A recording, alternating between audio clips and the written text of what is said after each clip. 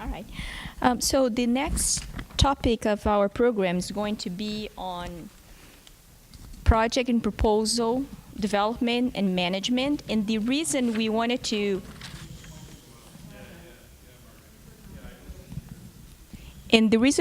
to discuss this topic with you is we've been talking a lot about proposal development in the first part of the seminar and in the first days of the second part here in Canada. And you may recall that once we start talking about this in the Dominican Republic, we start also mentioning that, sometimes you may have the impression that the hardest part is to develop the proposal, to establish the teams, and to grant the funding for your project. And sometimes you don't really worry about what comes next. But the second part is as important as the first one. How do you manage the project? How do you actually carry out the research activities? How do you achieve the goals, that the proposal is claiming is going to achieve and deliver the results? How do you keep the funders happy so that the reporting part is also important. So the aim of this panel is to share with all of you a little bit of our experiences in doing these other phases of the project, from proposal to project management, implementation, and reporting system. So we have here 4 panelists that will share different phases of this project experience with you. We have Carol Franco, who you already know. We have Kathy Halverson. We have Lily House-Peters and Edwin Castellanos. I'll actually ask you to introduce yourself once again, especially for our webinar participants, and share your experience. They're going to talk in. Thank you. I get to go first. And introducing myself, Edwin Castellanos. I'm a professor at Universidad del Valle in Guatemala. And I had the experience of managing 3 IAI-funded projects, starting more or less in 2001 and finishing about 2 years ago. After I finished the projects funded by IAI, I actually had the honor of being elected to the Scientific Advisory Committee for IAI. And 1 year after being elected to the committee, I was elected the president of the committee. And so currently, I am the president of the Scientific Advisory Committee for IAI. And it's basically a body of 10 scientists selected by the different countries, members of IAI, and those we as a body are there to provide scientific support both to the country representatives but also to the Secretariat. And more specifically, at the moment of a call, the Scientific Advisory Committee works closely with the Secretariat to give shape to the call, and also works closely with the Secretariat in the process of selecting the proposals. But today they asked me here to talk more about my experience in terms of project management. And Marcela was saying that, of course, there is a whole challenge of putting together a proposal, going through the process of getting the funding for the proposal. That's the stage where you are at now. But then once you succeed in that part of the process, then comes the reality shock. Once you get the money, and then you say, well, now I have to do what I said I was supposed to do. And that's actually not trivial, because normally, in my experience, usually it will be about 6 months to a year between the time you wrote the proposal and the time you get the money, or even longer than that. And so it often happens that when you get the money to do what you said you were going to do, some of the conditions that existed at the time of the proposal writing have changed. And that actually is important, because sometimes those conditions that have changed actually affect the way that you are going to implement the project. And so at that moment, you have to start a negotiation with the donor to make the donor understand, well, I told you a year ago I was going to do this and this and this, but it so happens that part A of our project now is done because somebody else did it, or something like that, no? So you'll have to start a negotiation process to make sure that what you said a year ago now, with the current circumstances, are actually, what you're going to do now is actually going to be feasible with the current circumstances. The other thing that is important to realize is that the starting of the project, to me, is actually probably one of the most complicated parts in terms of managing the project. At the beginning, again, you have this negotiation with the donor to get the initial funding from them. But then, especially in a complex project like the ones IAI finance, you usually have several institutions, 4 at least, or more institutions, and they are usually located in different countries. And so just getting all the administrative setup in order to start distributing the money to the institutions might be a big complication to achieve. And oftentimes, again, in my own experience, that part can take even 6 months, for example. So you can spend a lot of time at the beginning just trying to set up all the administration procedures to be able to give the money to the different institutions. That usually involves signing contracts and collaboration agreements with institutions. Those contracts and agreements are usually not immediate. They oftentimes take 2 or 3 months, because they usually have to be signed at the highest level.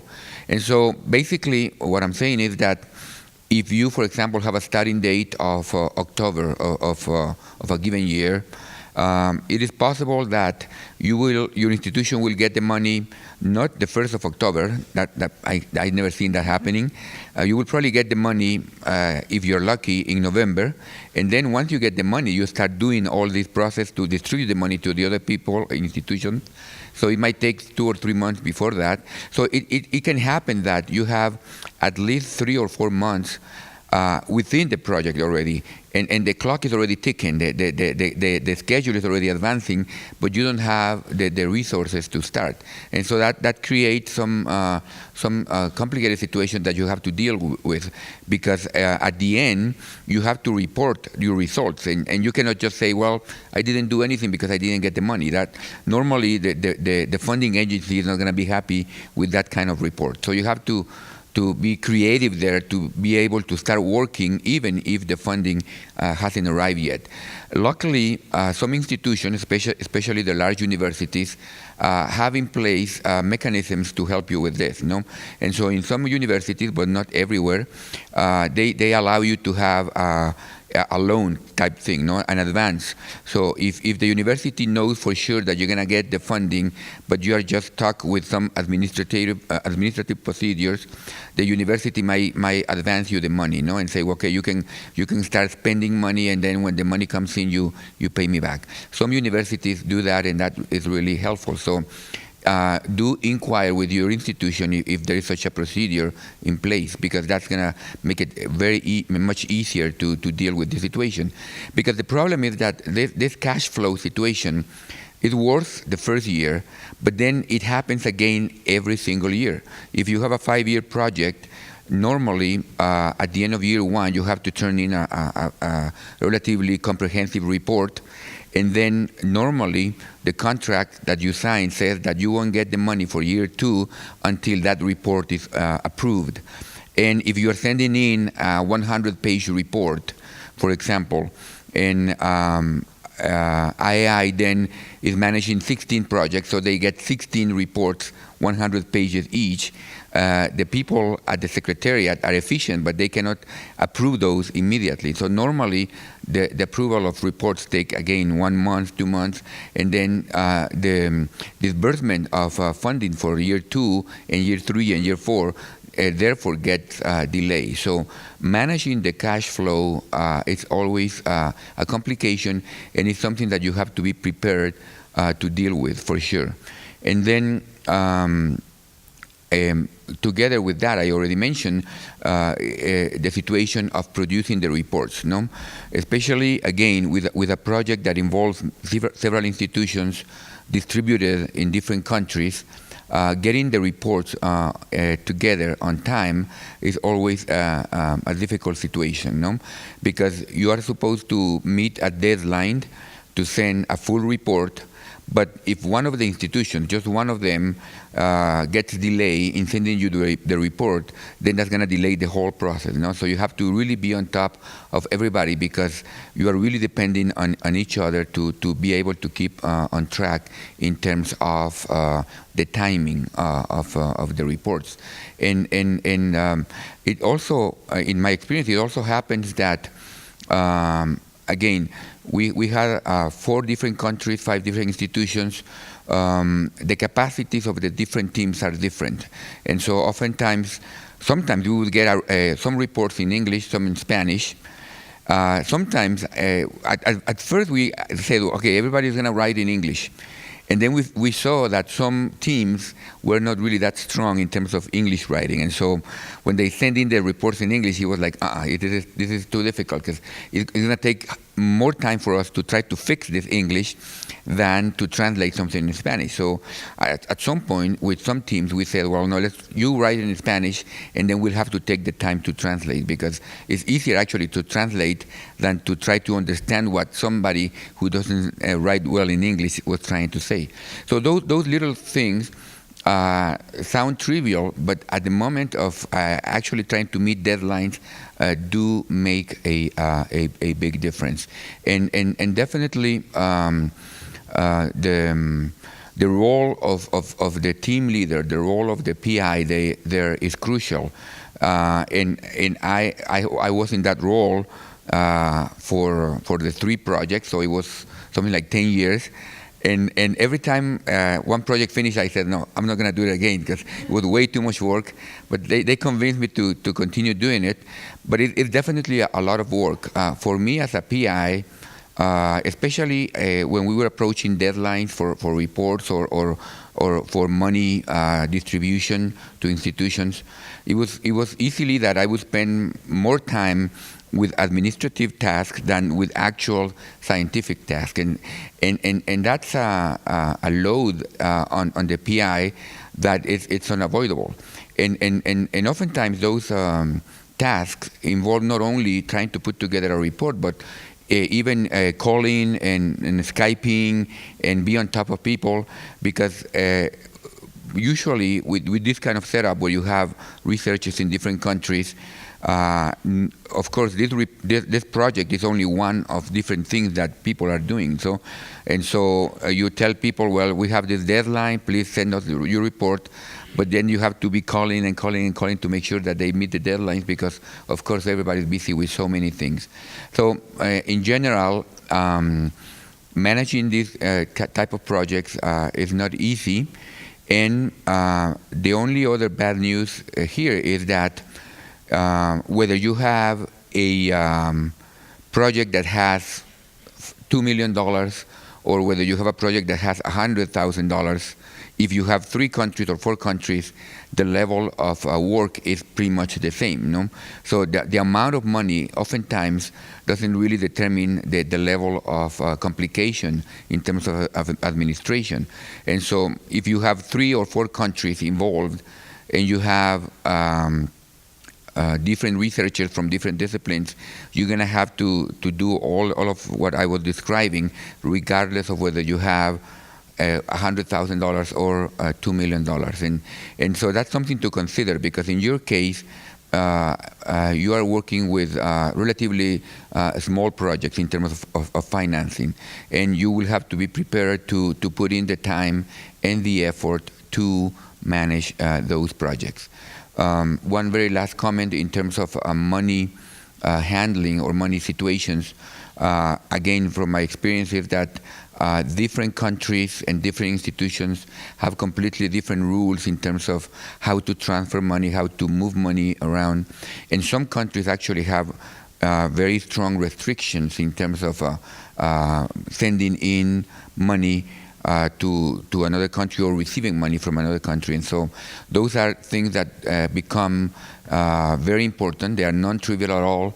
If one of your partners is in a country and then all of a sudden you find out that the government of that country is restricting the amount of dollars that you can submit to a specific institution, that can create a huge problem. And so all those situations are important to take into consideration and be prepared to face them. But having said all that, I don't want to end in a negative note. All of these complications are really worth it because what you gain at having a project done in different countries with different settings, with different visions, what you gain in terms of knowledge and in terms of connection with researchers from other areas, in my case, completely outweighed all the effort that was required. And that's probably the reason why I kept coming back to say, yes, I want to do it again, I want to do it again. And I ended up doing it 3 times. And it was a lot of work, but it was worth it. Mm-hmm. Thank you. Can you borrow your schedule? Mm-hmm.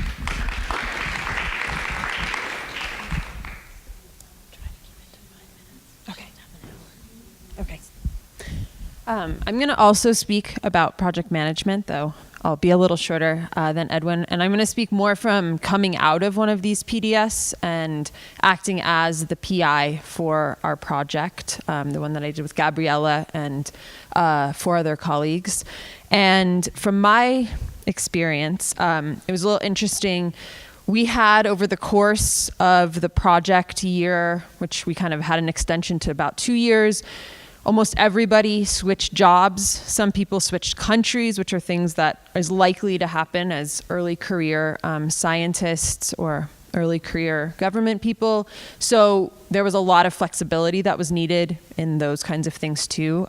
We had it work out, but at times, it was a consideration, as all of you guys, may move, may start PhD programs, finish PhD programs, go into jobs, move to opportunities in other countries, etc. I want to speak about, and going off of what Edwin was saying, that sometimes, 6 months or even a year might go by before you get funding. So what we found really important and useful was having kind of a kickoff or in-person team meeting, especially when we kind of received our funding and we were able to come back and say, like, okay, what are our objectives? What are our research questions? What are our methods? What did we say we were going to do? Because think since 8 months since you guys were in Dominican Republic, so much, everybody's so busy working on so many projects. So coming back together as a group with dedicated time, I can't stress enough how kind of important that was for our group and how useful that time was, because we were able to finalize things like, okay, what are our data collection, instruments going to be? What are our surveys and interview questions going to look like? What other methods are we going to use? And just sit, for 3 or 4 days in a room together with a big whiteboard and computers and really just have this dedicated time, which is very hard when everybody's at their institutions doing their other work.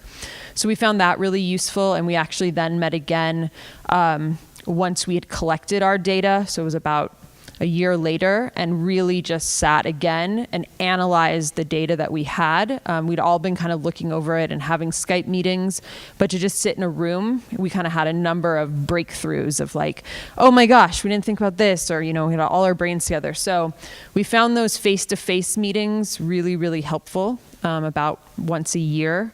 And then with many kind of Skype meetings, pretty much every 2 weeks, I would say, we tried to meet. So that was really important too. And sometimes very difficult, because I know some people who are in Europe. We had someone move to New Zealand. I mean, sometimes it was like 7 a.m. for one person and 10 p.m. for another person. So it was challenging, but really keeping in contact was really important for us to remember what we needed to be doing, and also to have those other people hold you accountable, so that, we didn't let kind of things get too far down the path with everyone busy. And I also want to say, I guess, maybe 2 other things. One is mentorship. Kathy actually was really wonderful and served as our mentor. And so we Skyped with her, I don't know, maybe once every 4 to 6 months, and we would kind of check in with what we had done, send her either kind of PowerPoint presentations. We went to a couple of conferences, which also I highly recommend. We met in the US at a conference and had everybody come.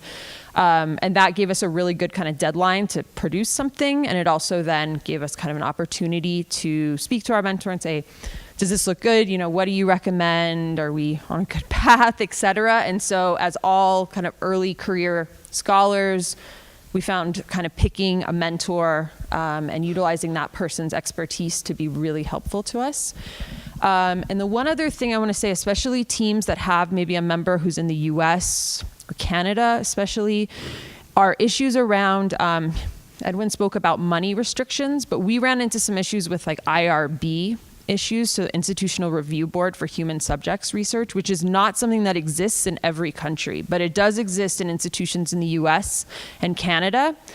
And so because I was the PI and our money sat in a US institution and we were doing interviews and research with people, we had to get IRB clearance, and everybody on my team had to get IRB clearance. And that was hard because we had people in countries who didn't have IRB. So, and then we had people in Canada, and they have a different system than the US. So Gabby had to go through a whole process.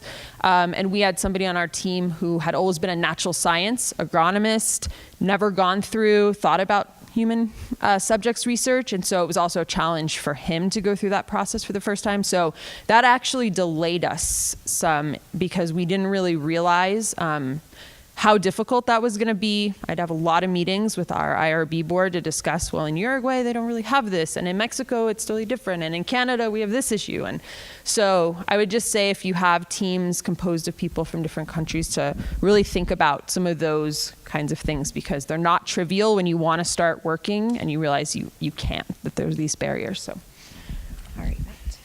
All right, thank you. I'm Kathy Halverson from Michigan Technological University in Michigan, USA. And my experience has been mostly with the United States National Science Foundation funding, but also with an IAI CRN3 grant like Edwin talked about, and also some foundation money. And I'm going to talk about keeping the funder happy a little bit and try to keep this to just a very few minutes so that we can leave time for questions. Carol's going to be talking about a funding opportunity. So there are 3 reasons to be thinking about keeping your funder funder happy once you have an award. And Edwin talked some about the reporting stage of some of the projects he's been involved in. One reason to keep to be thinking about your reporting and keeping the funder happy is it also keeps your project on track. Keeping the funder happy means showing that you're meeting the goals you laid out in your project. It gives you the ability to say to your team members, we need to meet this goal, or the funder is going to be unhappy with us. Sometimes that means you won't get more money from the funder. So it keeps you on track in terms of your goals. Another reason to be worrying about keeping the funder happy and meeting the goals you laid out is that it helps the funder. There's a reason why they're worrying about you meeting particular goals, and that comes back to them also getting funding. So working with the IAI, they get their money from 19 member countries, and they also get a lot of money, particularly from National Science Foundation in the United States. They need to show their funders they're producing outcomes. And I believe deeply in what the IAI is doing. And so I want to make sure that our team is productive so we can help the IAI show how productive they are. Another reason is in order to get funding in the future from that funder or other funders, you need to have a productive team. They're definitely going to be asking you about what you did with the last project, and you need to show that productivity. So as you think about keeping the funder happy, it comes back to reporting and thinking about the goals that the funder has, but also the goals you said you were going to be meeting. And as Edwin mentioned, you're going to have periodic reporting requirements every 6 months, every year, depending on the funder. Sometimes those are points at which you may or may not get more money. And there are going to be very specific very specific reporting requirements that you have to meet. So be thinking about that, and thinking about, as Edwin said, sometimes a lot of time goes by between when you submitted the proposal and when you're starting the project and when you're beginning to report. And your team may not remember all of the priorities they identified, all the things that they need to do. And they especially may not remember the ones that are less important to them. For National Science Foundation funding, it's very important to have underrepresented groups that are involved in and benefiting from your research project. In the United States, that's Latino students, African American students, Native American, indigenous members. And so that's not always the priority of all your team members. That's something that I've had to work really hard to make sure that we achieve. So think about making sure that you're talking about your goals and communicating them. And science agencies will often have somewhat different goals than, say, foundations. So be thinking about that. You're going to be needing, as Edwin talked about a little bit, reporting from your team members, especially if they have subcontracts, on what they've achieved and on how they spent their money. And that can take a long time. So starting to think about that, communicating what they're going to need to provide to you, and doing that as early as you can so they can get you the information and you can submit your annual or every 6-month report on time is really helpful. You may have a stage in a project where you're getting mid-project feedback from your funder. So if you have a 5-year project, you may have at 2 years a time where you really have to work intensively with the funder, and they tell you what's working well or what's not working well, what they'd like you to change. That can be really helpful in terms of getting your project on track, learning the funder priorities, and also getting a sense of how you can improve. So be thinking about that. So I'll wrap up my comments by kind of restating the 3 reasons to be thinking about keeping your funder happy. 1, it keeps your project on track and helps you to meet your goals. 2, it helps the funder and ensures they're going to have the ability to fund people in the future. And 3, it helps you to get funding from that funder in the future as well. Good afternoon, everyone. I'm Carol Franco, and I'm from Virginia Tech University in the United States. I will be talking today about the Green Climate Fund, but I just wanted to make 2 points from what it was said, and it's going back to the reporting. As Edwin and Kathy mentioned, when you do the reports at the end of the year, every 6 months, they don't only have to read it. Sometimes they get back to you and ask you more questions and tell you that you missed this part or tell you that you need to submit something else, and that can take even longer. And the other thing about reporting is is when you go back to your project and you realize that you put in a project something that you could not measure, or that you don't have the way to prove that you did it. So when you're thinking about indicators, when you're thinking about what you're going to be measuring at the end to say it was a successful project, I mean, you need to be thinking about that when you're doing your proposals. So you know that at that time you're going to be able to go back and say, yes, we did it successfully. Yes, this is how we can prove it. So just keep those things in mind. And today we're going to talk about the Green Climate Fund. Who knows what's the Green Climate Fund here? Everyone, or no? So the Green Climate Fund, the reason why I'm going to give a brief introduction and then it's going to be a coffee break, which I'm going to ask you that even during coffee break you can start working if that's okay with you. And then we're going to have a role-playing session. The Green Climate Fund is the biggest climate fund that we have. It was set up by 194 countries, but under the umbrella of the United Nations Framework Convention on Climate Change. And it was set up in Cancun, in the COP in Cancun, COP 14. It started to work to fund projects in 2015, just before we signed the Paris Agreement. And it was not just, coincidence. That was the plan, that before we started with the Paris Agreement, we can have this climate fund that we can start asking for funding to do mitigation and adaptation strategies. Important to know, this is the first fund also that includes adaptation. For the longest time, we were focusing on mitigation. So finally, we have adaptation in it. And we did have an adaptation fund, but it wasn't that much money that we had per country. So this is the first time that we have both adaptation and mitigation. And that was huge for us as developing countries.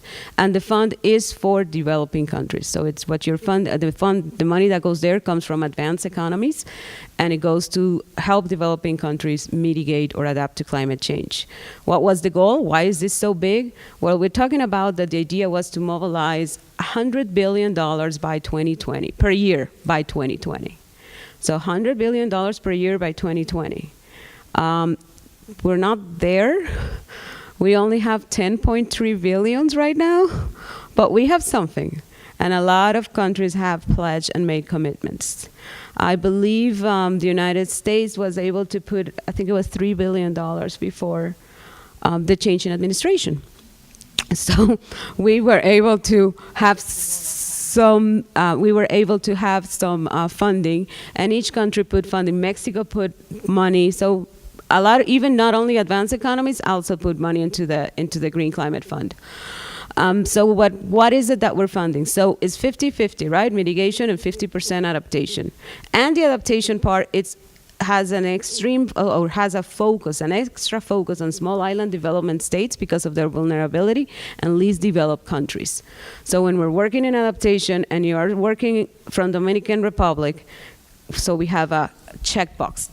Ding, because we are small island development states. And if you're working in Haiti, you have all the checkbox because you're an island and because you're least developed countries. And we're funding two things. Under the mitigation, you have land use and land use change and forestry and forest, right? So you have the forest. Energy, you have transportation, and then you have buildings and cities.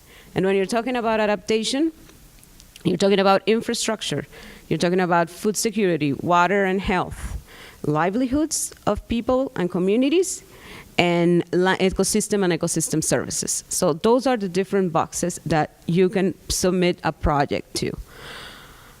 Who can submit projects? Countries do. Developing countries do. So you need to create a consortium in your own country. It can be of NGOs, academia, different actors. The best will be transdisciplinary. The best will be if you have private sector, if you have NGOs, if you have academias, and if you have from academia different fields.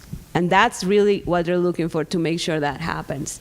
So when you have that and you develop a proposal, you do it in conjunction with your government, or the focal point of your government. Sometimes it's Ministry of Environment, in our case NDR, but it could be finance, it could be economy and planning. It depends on the country how they decide to be the focal point. They work with you to support or not that proposal, or to say, yes, it's a priority. You're looking at the strategies of the country, climate change policy, why does the country care? And you need to get an accredited organization. So what is an accredited organization? There's a list of organizations that went through a very, very, very due diligent process to be accredited to manage all the money and to manage and finance the project. Some of these are World Bank, IUCN, Conservation International is one of it. What other? The CAF, Latin American Bank is another one. GIZ is another one. So you have a list of managers, a list of accredited institutions. And what are they looking for? They're looking for ideas that will shift the paradigm. They're looking for sustainability in their project. And they have categories of what they would like to fund. A lot of indicators, a lot. And you have two phases, the concept note phase and the proposal phase. So what we're going to do today in the next session is precisely we're going to take roles. And some of you, which I already talked to, are going to be the secretariat of the board, who are going to be, for the first time, the Climate Change Fund will be accepting that you talk to them and you just not send the proposals. So the secretariat will be here seeing you and listening to your proposals. And the other side will be you people in your projects who are going to name 2 people in the project to be the accredited organization, the accredited institution, who are going to talk to the secretariat. And I'll explain more later, and I'll have all the instructions here. But the idea is for you to see how can you explain your project in 5 minutes and make sure you comply with all the categories that the fund wants to see. And then the role of the board will be who will, of all the 4 proposals that we have here that you're working on, your real proposals, who will win the money? And we're thinking about what's going to be the price for a group, but we accept ideas. Okay, so we have a few minutes to have a question and answer session. Could I get a volunteer from the steering committee to, okay, great. Volunteer for what? Take the mic. Okay, so I have 3 questions, and the first 2 are connected, so I will ask this one first. So for everyone, in your big projects that you developed, did you pay someone to manage the money? I mean, did you pay or did you have anyone who was responsible to say, okay, so we have some limits to spend money, some blocks to spend money, and you are almost in the limit here or that, or did you know what I mean? Oh, so do you know what I mean? I've had a staff assistance with some management of some issues like that, and also at my university, our research staff is involved in keeping track of a lot of that. So yes, to some degree. And yeah, similarly with my AI projects, I talked to the donor and said, this is going to be too complex to administrate, so I need you to approve having somebody hired to help me with the administration. So there was a person that would help me in those lines. And yes, usually with large projects, you have enough money that you can have somebody. In fact, we just finished a 5-year USAID funded initiative, and Gaby Alfaro was the person who was helping me manage all the not really the everyday administration, but making sure that the reports were done on time and things like that. No, because again, usually universities have an office that deals with those issues, and that's good and bad because I mean it's always good. But what happens is that oftentimes you also have to be on top of that office to make sure that the reports are done on time. For us, it was very frequent that we had the technical reports ready in time, but we didn't have the financial reports on time. And so having an independent office oversee all the finances is important for transparency, but it also adds to the complexity of having to deal with a separate office. And how did you deal with different languages in terms of deadline? I mean, did you stipulate any previous deadline For example, you have the deadline of the project of your chronogram, but you stipulate some previous deadline because you have to translate it, you have to review the grammar and things like that. On the projects that I've been on, we have had conversations in Spanish and sometimes Portuguese, but all of the people who have money are very good English speakers, so that hasn't really been an issue. And they've involved 6 different countries, so. In our case, it was the other way around. We had everybody from Central America, but 2 researchers from the US who spoke very good Spanish. And so all of our meetings were in Spanish. But then the reporting has to be done in English. And basically what you have to do is to develop a calendar knowing your deadlines, you know? And oftentimes what happens is that if the final deadline to present the report is October 1st, then you end up having the first deadline September 15, like 45 days earlier, because you have to start consolidating and putting things together and translating.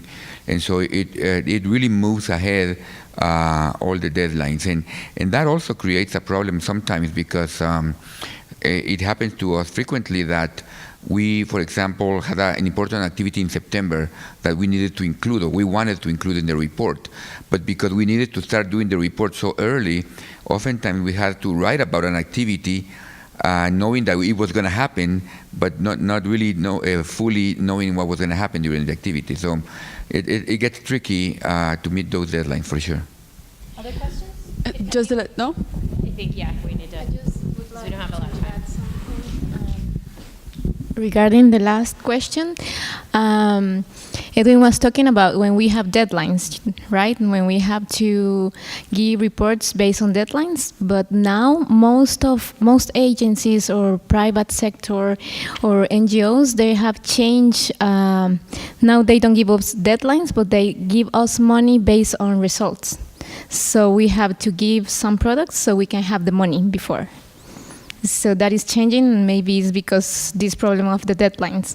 So now they are expecting first the products, and then with the product in hand, they give us the next money. So that's complicated. That comes to complicate things a little bit more. Mm-hmm. I also like to make 2 comments. One is, and I cannot emphasize enough, as did the panelist, how important it is in your reporting to show the results. Sometimes I think people take it for granted. You pay too much attention in writing the proposal and carrying out the activities, which is a lot of work. And sometimes people, because they are in a rush, they have a deadline to meet, they write, a report just for the sake of writing. But really having a very strong and good report is as important as delivering a good proposal. Showing that you're achieving what you promised to achieve is very important because somebody is going to read that report and decide on your next flow of money or the next funding of a future proposal that you're going to submit. So just emphasizing again how important the reporting is. Another comment, and when I think somebody said in the beginning, when you write a proposal, read the call for proposal. Read it once, twice, 3 times. Also, read your grant agreement. Read your contract. What is written there? What is the rules and regulations of the donor agency? Sometimes people also take it for granted, but you have to follow those rules. So that is as important as the call for proposals. Maybe you want to say something about auditing. Oh, yes. And also, if your financial report is not very clear and you don't have, some of the reporting requirements, you will be audited, and that's not good. But so even if your reports are clear, with II, with many agencies, you get audited randomly. That's right. Yeah, usually it's either random, they pick samples, and we have to follow that and audit. But of course, we always, if we read a financial report, it's not convincing enough, yeah, you're going to be chosen. You're going to be chosen to, get the visit of our auditors. So again, reporting is very important. Not only the technical report, where you're going to show your results and what you have done and what you have achieved, but also the financial report, that you're spending the money according to the rules of the sub-grant or the grant agreement, and that, it's been a solid management of the funds of the donor agency. More questions? Anybody? So I love our research staff at my university because they protect me. They make sure that I'm not spending money in a way I shouldn't